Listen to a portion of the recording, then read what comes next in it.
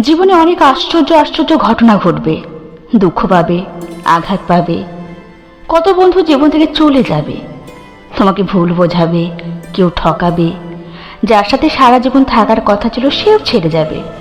চেনা বন্ধুটিও বিপদে পাশ কাটাবে।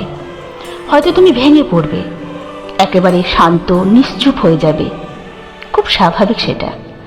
তারপরেও উঠে দাঁড়াতে হয়, বাঁচতে হয়, থাকতে হয়, শিখতে হয়।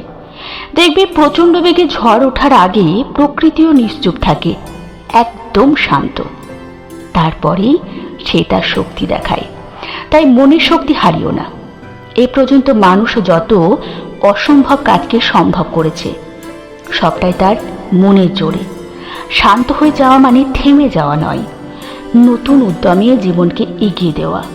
তুমিও পারবে, যদি মনের শক্তি না হারাও।